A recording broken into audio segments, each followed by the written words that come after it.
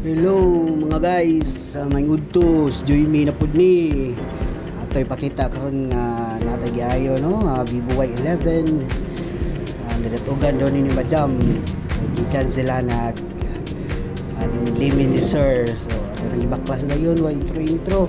Largo na yun ta kay kabawan kang LCD ang guba. So ato ibaklas na yun. Just to get 1.5 si mga gikan sa Luok Sur, Asturias. So kani si Ma'am no, regular customer rin nato. Nag-chat ni siya sa Facebook page ug sa business page niya GC13 Cellphone Repair and Services.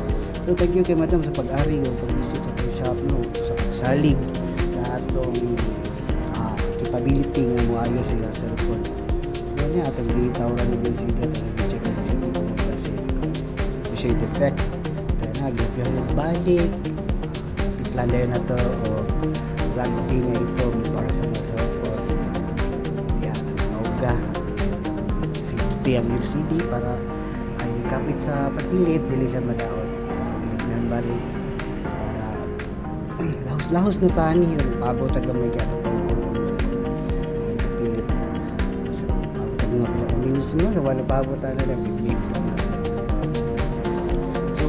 Sa mga wala pa kadugtong sa itong shop no, ang shop na nahimutang sa Walay Balamban gilid sa Wilcris Enterprises o sa Thomas Barber Shop. So na kayo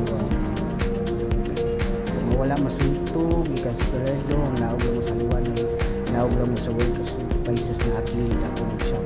So mga taga Asturias food mao ra gyapon ang landmark ha. So salamat kay Madam, God bless.